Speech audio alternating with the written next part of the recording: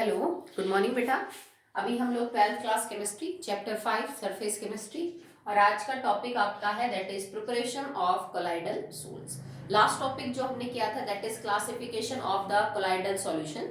तो different basis के ऊपर डिफरेंट क्राइटेरिया को चूज करके हमने कई सारी जो है क्लासेस की कोलाइडल सॉल्यूशंस की। तो उसमें से एक क्लासिफिकेशन थी depending upon the interaction between disperse phase and medium, कि या तो कोलाइडल सॉल्यूशन लायोफोबिक होंगे या लायोफिलिक होंगे। ठीक है, लायोफिलिक को बनाना बड़ा ही आसान है, सीधा सॉल्यूट सॉल्वेंट को मिक्स कर दीजिए, आपका कोलाइडल सॉल्यूशन बन जाएगा। But it is difficult to prepare lyophobic colloidal solution. और हमने बोला था कि इनको हम एक्सट्रिंसिक कोलाइडल सोल भी बोलते हैं, क्योंकि इनको बनाने के लिए मेथड अलग चूज करने पड़ते हैं, स्पेशल मेथड यूज किए जाते हैं इनको बनाने के लिए। तो अब आपका टॉपिक एक्चुअली वही है, मैंने जो लिखा है प्रिपरेशन ऑफ कोलाइडल सोल, तो हम यहाँ पे बात करेंगे अबाउट लायोफोबिक सोल्स। ठीक है, क्योंकि फिलिक तो सीधा बन ही जाएंगे, तो हम यहाँ पे स्पेशली जिनको बनाने के ऊपर फोकस करेंगे वो है बेटा आपके लायोफोबिक सोल्स की प्रिपरेशन कैसे की जाती है। Philic are very easy to prepare, simple mix करो। जैसे तुम्हें गम का बनाना है, गोंद का कोलाइडल सॉल्यूशन, बस गोंद को पानी में मिलाओ, मिल जाएगा। ठीक है, थोड़ा गर्म पानी लेके उसको गोंद में मिला दो। तुम्हें मान लीजिए कि स्टार्च का बनाना है, तो स्टार्च पाउडर को लेके उसको गर्म पानी में, ठंडे में थोड़ा कम घुलता है, तो पानी को गर्म करके उसमें थोड़ा घोल दो। ठीक है, जैसे मान लीजिए तुम्हें कोलाइडोन बनाना हो, ठीक है, तो कोलाइडोन है एक कोलाइडल सॉल्यूशन है, it is 4% cellulose nitrate in ethyl alcohol और ईथर। ठीक है, तो एक सॉल्यूशन होता है जिसको हम कह सकते हैं ईथर, साथ लिख लीजिए। इथाइल अल्कोहल और ईथर के अंदर अगर हम 4% सेलुलोज नाइट्रेट को डालें तो एक सीधा कोलाइडल सॉल्यूशन बन जाएगा, no need for any other thing. ठीक है, सिंपल मिला दो बस इस रेशियो में, तो जो कोलाइडोन बनेगा वो एक कोलाइडल सॉल्यूशन होगा। ठीक है, इसको हम आगे भी यूज करेंगे इस टर्म को कोलाइडोन, इसको ध्यान रखना। बट लायोफोबिक को बनाने के लिए तरीके थोड़े अलग हैं, तो उसी के बारे में अब बात होगी। तो बेसिकली हमारे पास दो मेन क्लासेस हैं, इनको बनाने के लिए दो तरीके हम यूज करेंगे, one is disintegration method and one is aggregation method. ठीक है, तो बेसिकली दो प्रोसेस हैं, वन इज आप इसको डिस्पर्शन मेथड भी बोल सकते हो, डिस्पर्शन या डिसइंटीग्रेशन, आप इनको कंडेंसेशन या फिर एग्रीगेशन मेथड्स भी बोल सकते हो। इसके अंदर आप आगे बाकी टाइप्स पढ़ेंगे, अभी हमने मेन क्लासिफिकेशन की है। मतलब इसके अंदर आप चीजों को तोड़ के उसको कोलाइडल सॉल्यूशन बनाने की कोशिश करोगे, इसमें चीजों को जोड़ के। तो सिंपल सी बात है कि यहाँ पे जो पार्टिकल का साइज है वो बड़ा है, आप उस पार्टिकल को तोड़ के उसको कोलाइडल सॉल्यूशन के रेंज में लाके बनाना चाहते हो। यहाँ पे कंडेंसेशन या एग्रीगेट करने का मतलब है कि पार्टिकल का जो साइज है वो ऑलरेडी छोटा है कोलाइडल सॉल्यूशन से, हम उसको इकट्ठा करके बड़ा पार्टिकल बना के फिर उसको कन्वर्ट करना चाहते हैं किसमें, कोलाइडल सॉल्यूशन की रेंज। समझ आया? ठीक है, चलिए करते हैं। इसके अंदर पहला मेथड पढ़ते हैं कि अगर आपको बड़ा पार्टिकल को छोटे में कन्वर्ट करना है तब वो रेंज में आएगा, तो उसके लिए क्या क्या तरीके जो है वो अपनाए जा सकते हैं। One is mechanical disintegration, mechanical disintegration. Mechanical disintegration का मतलब हम यहाँ पे कोई फिजिकल मेथड यूज करेंगे। ध्यान रखिए बेटा, आप केमिकल तरीके भी अपना सकते हो, आप फिजिकल मेथड भी अपना सकते हो, ये एक फिजिकल मेथड है। ठीक है, इसमें करते क्या है कि या तो हम कोलाइडल मील या फिर बॉल मील का यूज करते हैं और उसमें हम पार्टिकल के साइज को छोटा करते हैं। ये बिल्कुल वैसी ही होती है जैसे आपके घर में चक्की है, कि चक्की के अंदर दो सर्कुलर डिस्क होती है जो अपोजिट डायरेक्शन में घूमती है, एक क्लॉकवाइज एक एंटी क्लॉकवाइज, और बहुत हाई स्पीड के ऊपर। आप गेहूं या कोई भी अनाज डालते हो तो इतनी स्पीड के बीच में जब वो दो पार्ट के बीच में जो जगह है उसमें पिस जाता है और वो बारीक सा पाउडर आटे की फॉर्म में बाहर निकलता है। तो सेम आपको यहाँ करना है, पर यहाँ पे आपको कोलाइडल सॉल्यूशन बनाना है, उन पार्टिकल्स को कोलाइडल में कन्वर्ट करना है। तो जो मशीन है उसको हम कोलाइडल मिल या फिर बॉल मिल बोल देते हैं। उसमें भी स्टील की दो बड़ी बड़ी आप यूं समझ लीजिए डिस्क होती है जिनके बीच में थोड़ा गैप है, और ये दोनों अपोजिट डायरेक्शन में घूमती है, एक इस डायरेक्शन में घूम रही है तो एक इस डायरेक्शन के अंदर जो है वो घूम रही है। जैसे एक इस डायरेक्शन में, या आपकी क्लॉकवाइज डायरेक्शन हो जाएगी तो ये आपकी एंटी क्लॉकवाइज डायरेक्शन हो जाएगी। ठीक है, और स्पीड क्या होती है, 7000 रिवॉल्यूशंस पर मिनट। ये इतनी हाई स्पीड से घूमती है कि 1 मिनट में 7000 बार चक्कर लगा देती है, ठीक है। तो इस हाई स्पीड के ऊपर जब कोई दो डिस्क आपस में घूमेंगी, और आपको करना क्या है, जैसे दो डिस्क के ऊपर से आपको वो सब्सटेंस डालना है पानी के साथ, उसका सस्पेंशन बना के, जिसका आप कोलाइडल सॉल्यूशन बनाना चाहते हैं।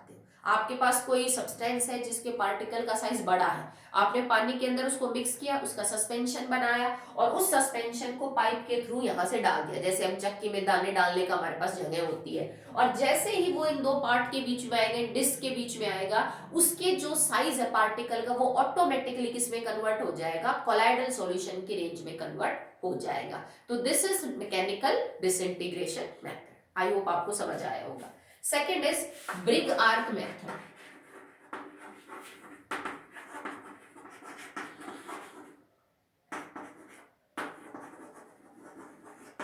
ठीक है, नेक्स्ट आपके पास है that is Bredig arc method. Bredig arc method जो है बेटा, वो क्या होता है, इसके अंदर हम यूं समझ लीजिए कि कुछ स्पेशल एलिमेंट्स के लिए ऐसा करते हैं, कुछ जो नोबल एलिमेंट्स है, just like silver, gold, platinum, या फिर इसको हम यूं भी कह सकते हैं, जैसे आपने ब्रिग आर्क मेथड, हमने इस प्रोसेस का नाम लिख दिया, अदरवाइज आपको इलेक्ट्रो डिसइंटीग्रेशन भी बोल सकते हो।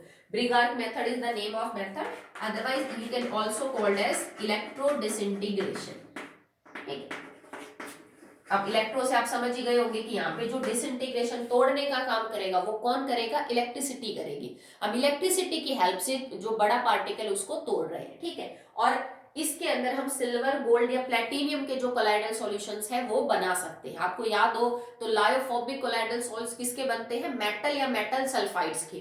तो मेटल्स को यूज कर रहे हैं ना, तो ये फोबिक बनाने की कोशिश कर रहे हैं, जो वैसे ज्यादा स्टेबल नहीं होते, ठीक है। तो आपको करना क्या है कि जिस भी मेटल के आपको अब जैसे बनाने हैं कोलाइडल सॉल्यूशन, आप उसके क्या ले लीजिए, इलेक्ट्रोड्स ले लीजिए, ठीक है। आप उसके इलेक्ट्रोड लेके, मैंने आप इलेक्ट्रोड ले लिए, जैसे मान लो ये गोल्ड है, इधर दो गोल्ड की रोड लेके मैंने उनको इलेक्ट्रोड्स बना दिया, और किसी मीडियम के अंदर इनको डुबो दीजिए, जिस भी मीडियम के अंदर, पानी है या कुछ और है वो आपकी मर्जी है, जिस भी मीडियम के साथ आप इसका कोलाइडल सॉल्यूशन बनाना चाहते हो, गोल्ड के दो इलेक्ट्रोड बना के और आप उनको सॉल्यूशन में डिप कर दीजिए, और बाद में आप इसको इलेक्ट्रिसिटी से कनेक्ट कर दीजिए, पॉजिटिव नेगेटिव टर्मिनल जोड़ के, और बैटरी से आप इसको कनेक्ट कर दीजिए, और इस बीकर को एक बड़े से बीकर के अंदर टिका के रखिए, जिस बीकर के चारों तरफ आपने बर्फ ले रखी है, मतलब आइस बात है।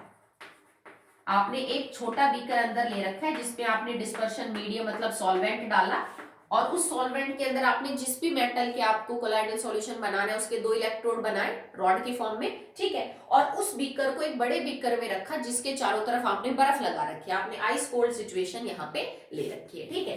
तो क्या होगा, जैसे ही आप यहाँ पे करंट सप्लाई करोगे, इन दोनों इलेक्ट्रोड्स के बीच में एक आर्क सेटअप होगी, इलेक्ट्रिक आर्क सेटअप होगी, तुम बहुत हाई वोल्टेज का यहाँ पे करंट सप्लाई करोगे, तो ये जो मेटल है ना, इट स्टार्ट्स वेपराइजिंग, ठीक है। ये जो है वो वेपर्स में कन्वर्ट होना शुरू हो जाएगा। अब इतना हाई इसको करंट दोगे तो इट स्टार्ट्स वेपराइजिंग। अब जब इसके वेपर बनने लगेंगे, तो क्योंकि वेपर बन के, तो भाई गैस है वेपर, तो ठीक है, तो वेपर बन के वो बाहर एटमॉस्फेयर में जाएंगे, पर तुमने जो आसपास कंडीशन ले रखी है ना, वो बहुत ही ठंडा है एटमॉस्फेयर, तुमने बर्फ लगा रखी है, तो जैसे ही करंट पास करके ये मेटल वेपर में कन्वर्ट होने लगेगा, बाहर जो बर्फ है वो उसको इतना ठंडा कर देगी कि वेपर जल्दी से क्या हो जाएगा, कंडेंस हो जाएगा, ठीक है। ये वेपर जब कंडेंस होगा तो इसका जो साइज है ना, that will lie in the range of colloidal particle, ठीक है। हमने क्या किया, जिस मेटल के आपको कोलाइडल सॉल्यूशन बनाने थे उसको हमने इलेक्ट्रोड बना के उसमें इलेक्ट्रिक करंट पास किया, मीडियम रखा उसको, क्योंकि इसी मीडियम में तो कोलाइडल सॉल्यूशन बनाना है। जैसे ही वेपर बन के बाहर रिलीज होने लगे एटमॉस्फेयर में, क्योंकि ठंडा हमने इसको इतना कर रखा है बाहर से कि वो वेपर तब की तब क्या हो गए, कंडेंस हो गए, ठीक है, और ये इसी मीडियम में मिल गए। अब इस मीडियम में मिलने के बाद ये जो सॉल्यूशन बना, ऑटोमेटिकली यहाँ पे मेटल के जो पार्टिकल का साइज था, that will lie in the range of colloidal particle, क्योंकि अकेले गोल्ड, सिल्वर या प्लेटिनियम के एटम का साइज तो इतना नहीं है कि आप यहाँ पे इनको कोलाइडल सॉल्यूशन में ले सके, बट इस तरह से आप उनके कोलाइडल सॉल्यूशन बना सकते हैं, ठीक है। तो ये दो मेथड पढ़े। अब नेक्स्ट मेथड हम पढ़ रहे हैं peptization. Next is peptization. So what is peptization? It comes from the word precipitation, PPT, आपको याद होगा। तो पेप्टाइजेशन में हम क्या करते हैं, in peptization we convert a fresh PPT into colloidal solution. Peptization वो प्रोसेस है जिसमें हम किसी फ्रेश पीपीटी को कोलाइडल सॉल्यूशन के अंदर कन्वर्ट करते हैं। फ्रेश मतलब पहले से बना हुआ नहीं लेना है आपको, तभी आपने किसी रिएक्शन के थ्रू पेप्टाइजेशन प्रेसिपिटेट बनाया हो और उस प्रेसिपिटेट को लेके हम उसको कोलाइडल सॉल्यूशन में कन्वर्ट करते हैं। करना क्या होता है, हमें फ्रेश पीपीटी को डिस्पर्शन मीडियम के अंदर डालना है। भाई कोई तो मीडियम चाहिए ना बनाने के लिए, तो फ्रेश पीपीटी लिए, डिस्पर्शन मीडियम के अंदर उसको डाला, प्लस में small amount of an electrolyte जो कि इस चीज को स्टेबल करती है, बैलेंस करती है। थोड़ा अमाउंट इलेक्ट्रोलाइट कम इसलिए डालते हैं ताकि ये इस चीज को स्टेबल करके रख सके, क्योंकि लायोफोबिक वैसे तो स्टेबल होते नहीं है। तो पेप्टाइजेशन में हम किसी फ्रेश पीपीटी को डिस्पर्शन मीडियम में डिसॉल्व करते हैं with a small amount of electrolyte, ठीक है, और तब जाके उसका कोलाइडल सॉल्यूशन बनता है। This whole process is known as peptization. और ये जो स्मॉल अमाउंट ऑफ आप किसी इलेक्ट्रोलाइट को ले रहे हो जो कि थोड़ा स्टेबलाइज करती है इस सॉल्यूशन को, it is known as peptizing agent.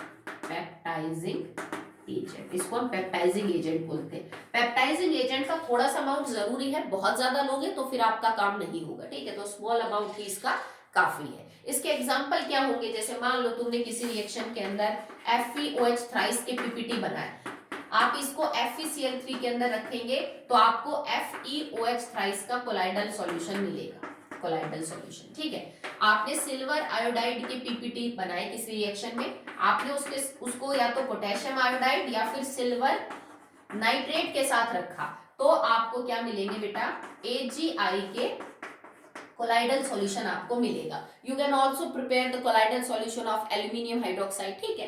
किसी भी रिएक्शन में आप पहले पीपीटी बना लीजिए, ठीक है, किसी सब्सटेंस के, उसके बाद फिर आप उससे कोलाइडल सॉल्यूशन बना सकते हैं। जैसे मान लो आपको FeOH थ्राइस बनाना हो का कोलाइडल सॉल्यूशन, तो पहले आपको रिएक्शन करके इसके पीपीटी बनाइए। जैसे कि मैंने ये रिएक्शन यूज की, FeCl3 प्लस में अमोनियम हाइड्रोक्साइड, और इन्होंने रिएक्शन करके क्या बना लिया, FeOH thrice brown colour plus में NH4OH, सॉरी Cl, बैलेंस कर लीजिएगा, ठीक है। तो यहां से आपको पीपीटी मिल जाएंगे, इन पीपीटी को फिर आप इसके साथ डिसॉल्व करके कोलाइडल सॉल्यूशन बना लीजिए। आपको AgI के पीपीटी बनाने तो आप ये रिएक्शन यूज कर लीजिए, AgNO3 प्लस KI, ये वाली रिएक्शन यूज कर लो, ठीक है। तो आपकी रिएक्शन हो जाएगी, it will form AgI and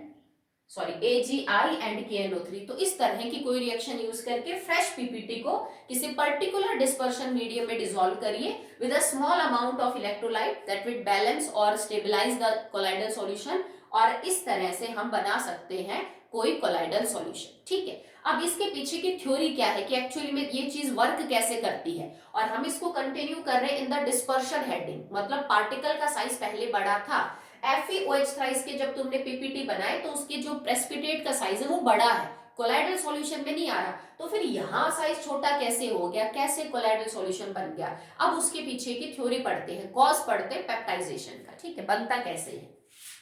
तो it somehow is related to the adsorption theory, जो हमने एड्सॉर्प्शन पढ़ा ना, ये कुछ कुछ उससे रिलेट करता है, ठीक है। इसके पीछे की कहानी है, it will be explain on the basis of preferential adsorption theory.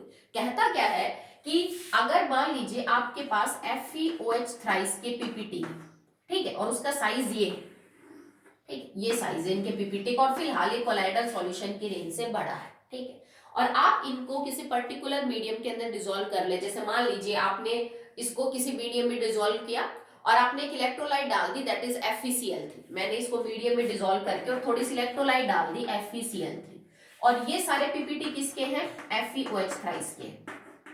अब FeOH थ्राइस के अंदर और जो बाहर तुमने इलेक्ट्रोलाइट लिया है उसमें जो चीज कॉमन है ना, जो आयन कॉमन है, ये उस आयन को अपने ऊपर एडजॉर्ब कर लेते हैं, ठीक है। अब देखो FeOH थ्राइस और FeCl3 में क्या कॉमन है, आपको पेप्टाइजिंग एजेंट लेना ही ऐसा होता है जिसमें कोई आयन कॉमन हो इस पीपीटी से, ठीक है, मैं बताऊंगी आगे कैसे। तो इन दोनों में कॉमन क्या है, आयरन। अब इस कंपाउंड के अंदर देखो आयरन 3 पॉजिटिव और 3Cl नेगेटिव, ये इलेक्ट्रोलाइट ऐसे टूटेगी, आयरन 3 जो पॉजिटिव है ना वो इसके ऊपर एडजॉर्ब हो जाएंगे, आयरन 3 पॉजिटिव ऐसे एडजॉर्ब हो जाएंगे, ये उसी आयन को एडसॉर्ब करता है जो इसके फॉर्मूले में कॉमन हो, ठीक है। अब ऐसे एडसॉर्ब हो जाएंगे। पहले ये कंपाउंड न्यूट्रल था क्योंकि Fe3 पॉजिटिव के पास 3 OH नेगेटिव आयन थी। अब जैसे ही ये Fe3 पॉजिटिव इस FeOH थ्राइस के मॉलिक्यूल पे एडसॉर्ब होगा, तुम्हारा जो अब ये पीपीटी है ये पॉजिटिवली चार्ज हो गया क्योंकि इसके ऊपर पॉजिटिव चार्ज आके चिपक गया, नेगेटिव चार्ज जो है वो सॉल्यूशन में रहेगा, बट पार्टिकल्स तो पॉजिटिवली चार्ज हो गए। अब एक बात बताओ, हर पार्टिकल पीपीटी के जो सारे के सारे पार्टिकल है that are positively charge, same charge उन पे, अब वो पास आएंगे तो वो एक दूसरे को रिपेल करेंगे। अब ये जितने पास आएंगे उतना एक दूसरे को रिपेल करेंगे, उतना एक दूसरे से भागेंगे, और जब ये एक दूसरे से दूर भागेंगे तो ये आपस में टकराएंगे, और जब ये आपस में टकराएंगे तो इनका जो साइज है वो क्या हो जाएगा, छोटा, ठीक है। मतलब ये आपस में टकराते टकराते इनके जो पार्टिकल का साइज है वो छोटा होता चला जाएगा, and finally they will come in the colloidal solution range, ठीक है। अब जब इन पे सेम चार्ज आ जाएगा तो आपस में रिपेल करेंगे, और टकराते टकराते इनके जो पार्टिकल का साइज है वो क्या हो जाएगा, छोटा हो जाएगा, and now this range is of colloidal solution range. तो इस तरह से हम प्रेसिपिटेट से भी कोलाइडल सॉल्यूशन जो है वो क्या कर सकते हैं, बना सकते हैं, ठीक है। जैसे मैंने सिल्वर आयोडाइड का एग्जांपल लिया, तुम्हारे पास AgI का कोई पीपीटी था, एक पार्टिकल ये है, एक ये है, एक ये, इस तरह के बड़े बड़े पार्टिकल है, कोलाइडल रेंज से काफी बड़े हैं। आप क्या करो, आपने जैसे Ki इसके साथ डाला एज एन इलेक्ट्रोलाइट, तो Ki और इसमें क्या कॉमन है, I नेगेटिव, तो ये कौन सा चार्ज एडसॉर्ब कर लेंगे, I नेगेटिव। I नेगेटिव को एडसॉर्ब करके these particles become negatively charge, अब सब पे नेगेटिव चार्ज है, फिर एक दूसरे को रिपेल करेंगे, फिर पार्टिकल का साइज छोटा हो जाएगा। अगर आप Ki की जगह मान लीजिए इलेक्ट्रोलाइट यूज करते हैं AgNO3, तो AgNO3 और AgI में कॉमन क्या है, Ag, तो ये अपने ऊपर क्या एडसॉर्ब कर लेंगे, Ag पॉजिटिव, दे बिकम्स ऑल पॉजिटिवली चार्ज। अगर ये पॉजिटिवली चार्ज है तो भी सेम चार्ज है, they will repel each other, एक दूसरे से दूर जाएंगे, टकराएंगे, और फाइनली इनका जो पार्टिकल का साइज है वो क्या हो जाएगा, छोटा हो जाएगा, और वो कोलाइडल सॉल्यूशन की रेंज के अंदर आ जाएगा, ठीक है। तो दो मेथड पढ़े हमने, डिसइंटीग्रेशन और कंडेंसेशन। तो लायोफोबिक कोलाइडल सोल्स को बनाने के लिए जो डिसइंटीग्रेशन मेथड है उसमें तो बेसिकली ये तीन ही आपके पास एग्जांपल है, mechanical disintegration, electro disintegration, and one is peptization. इनमें पेप्टाइजेशन बहुत इंपॉर्टेंट है, उस पर कई क्वेश्चन पूछे जा सकते हैं, ठीक है। नेक्स्ट देखिए, नेक्स्ट इज द कंडेंसेशन और द एग्रीगेशन मेथड्स। तो अब हमने डिस्पर्शन कंप्लीट किया, नाउ द मेथड जिनके अंदर पार्टिकल का साइज इंडिविजुअली छोटा है, आपको एटम्स को एग्रीगेट करना है, पार्टिकल्स को एग्रीगेट करना है ताकि बड़ा पार्टिकल बने और वो कोलाइडल सॉल्यूशन की रेंज में आ सके, ठीक है। तो इसके अंदर भी कई मेथड है, जैसे हमने पीछे पढ़े। तो पहला मेथड है बायोकेमिकल रिएक्शन, आप किसी रिएक्शन का सहारा लेके भी कोलाइडल सॉल्यूशन जो है वो बना सकते हैं। जैसे मान लीजिए आपके पास आर्सेनिक ऑक्साइड है, उसकी रिएक्शन अगर आप H2S के साथ करवाएंगे तो भी आप जो है कोलाइडल सॉल्यूशन बना सकते हैं। Arsenic oxide, it is AS2O3, ठीक है। तो आर्सेनिक नाइट्रोजन फैमिली का ही होता है आर्सेनिक, तो उसकी ऑक्साइड को अगर हम hydrogen sulphide as an medium के अंदर डिसॉल्व करें तो it will form arsenic sulphide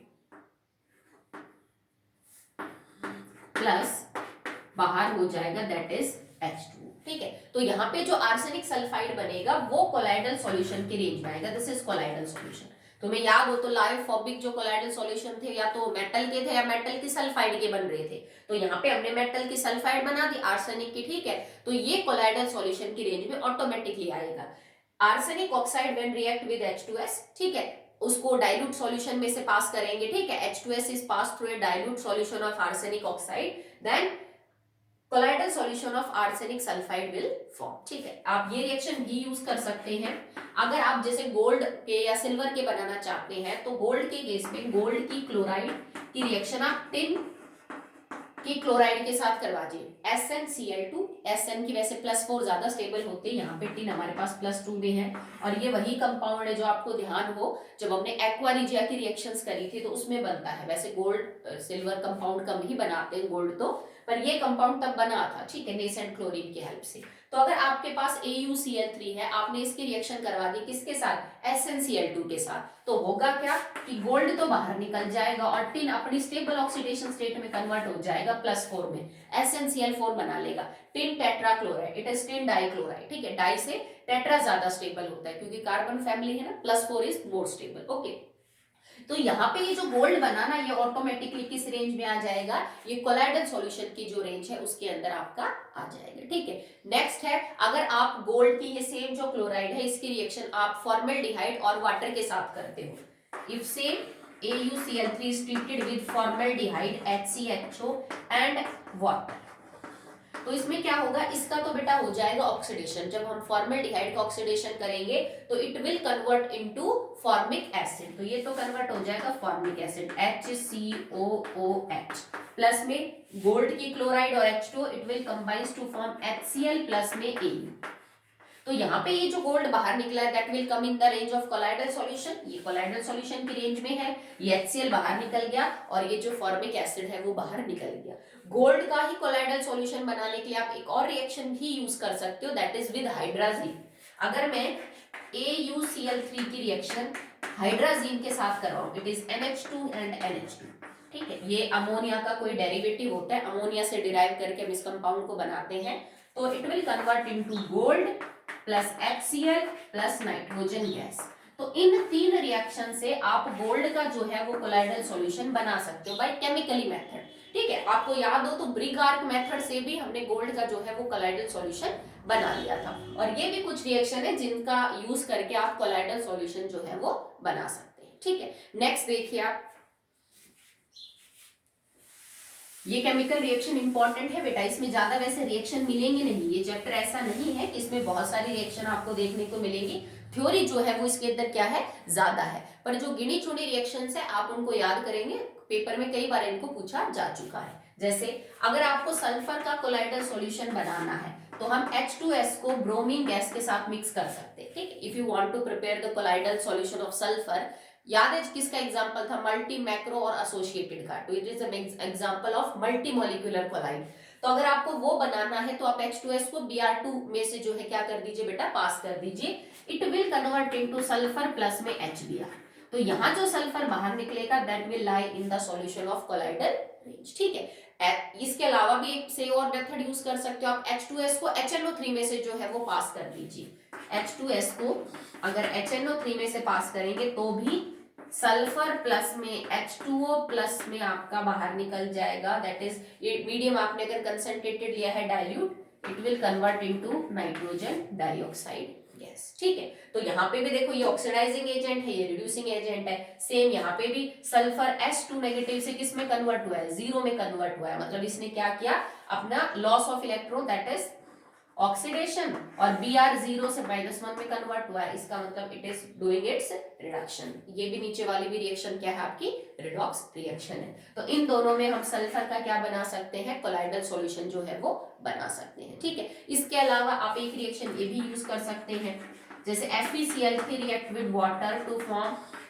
FeOH thrice, और ये जो आपके पास रिएक्शन है इसमें कोलाइडल सॉल्यूशन बनेगा ऑटोमेटिकली FeOH थ्राइस का एंड प्लस में HCl। ठीक है, तो ferric chloride with water it will form ferric hydroxide but that solution will be a colloidal solution. तो ये हमारे पास केमिकल रिएक्शन है जिनकी हेल्प से आप कोलाइडल सॉल्यूशन जो है वो बना सकते हो कंडेंसेशन वाले मेथड में, जिसमें मॉलिक्यूल आपस में क्या हुए हैं बेटा, एग्रीगेट हुए हैं। अब इसी कंडेंसेशन मेथड में एक दो और एग्जांपल है जिनसे सेम आप सॉल्यूशन बना सकते हो, देखिए आगे।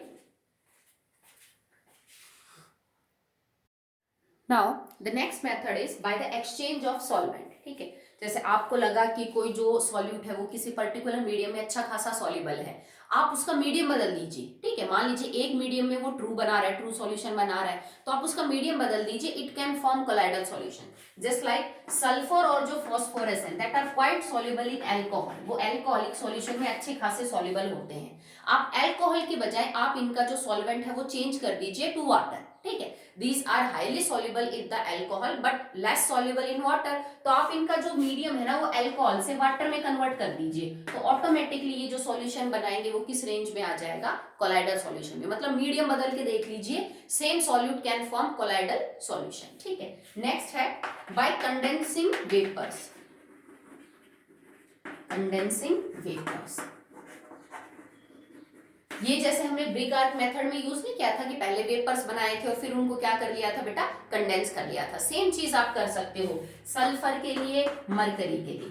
क्या करेंगे, पहले इनको अच्छे खासा हीट करेंगे, इनके वेपर्स जो है वो कन्वर्ट होने देंगे, और उसके बाद इनको आप कह सकते हो कि we add the vapours into the cold water. ठीक है, पहले आपने इनको गर्म किया, इनके वेपर्स बनाए, और इनके वेपर्स को इकट्ठा करके कोल्ड वाटर के अंदर आप पोर कर दीजिए, एकदम से ठंडा कर लीजिए, तो भी सॉल्यूशन जो है वो किस रेंज में आ जाएगा, कोलाइडल सॉल्यूशन के रेंज में जो है वो आ जाएगा। ठीक है, नेक्स्ट है by extensive cooling. Extensive cooling ये कैसे कर सकते हो, जैसे मान लो आपको आइस का कोलाइडल सॉल्यूशन बना रहे हैं किसी ऑर्गेनिक सॉल्वेंट में, किसी ऑर्गेनिक कंपाउंड के साथ आप आइस का कोलाइडल सॉल्यूशन बनाना चाहते हो, तो क्या करिए, उस ऑर्गेनिक कंपाउंड को पानी के साथ बहुत ही ज्यादा लो टेम्परेचर पे फ्रीज कर दीजिए, तो भी जो सॉल्यूशन है वो कैसा बन जाएगा, आपका कोलाइडल सॉल्यूशन बन जाएगा आइस का उस ऑर्गेनिक सॉल्वेंट के साथ। तो बहुत हाई टेम्परेचर पे हीट करके एकदम से ठंडा करना, बहुत ज्यादा ठंडा कर देना, मीडियम को बदल देना, या फिर किसी केमिकल रिएक्शन को यूज करके भी हम क्या कर सकते हैं, कोलाइडल सॉल्यूशन की प्रिपरेशन कर सकते हैं। ठीक है, एक और मेथड होता है बाय अल्ट्रासोनिक फ्रीक्वेंसी।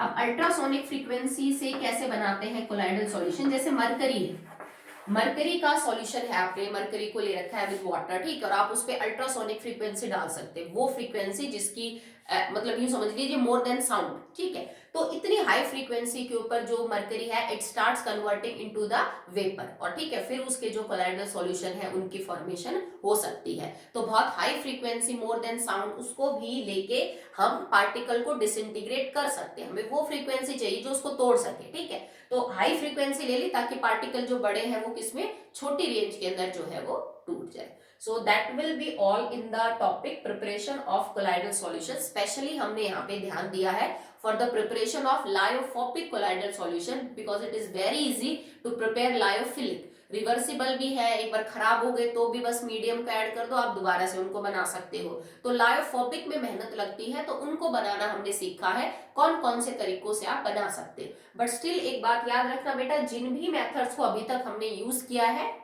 उनमें कोलाइडल सॉल्यूशन बनेगा जरूर, but it is not 100% pure. जो भी कोलाइडल सॉल्यूशन अब तक आपने बनाए हैं they still contain some impurities, कोई सस्पेंशन का पार्टिकल उनमें हो सकता है, कोई ट्रू सॉल्यूशन की इम्प्योरिटी हो सकती है। समझ रहे हो ना कि आपने कोलाइडल सॉल्यूशन तो बना दिया, पर हो सकता है उसमें कुछ पार्टिकल ट्रू सॉल्यूशन की रेंज के भी हो, कुछ पार्टिकल सस्पेंशन के भी हो, so they are not pure in this state. आगे जो आपका टॉपिक रहेगा that is purification of the colloidal solution, कि इन तरीकों से बनाया हुआ जो आपका सॉल्यूशन है if it is not pure, तो किन किन प्रोसेस के थ्रू आप गुजार के उस सॉल्यूशन को प्योर कर सकते हैं। ठीक है, वो हम अगले वीडियो में पढ़ेंगे।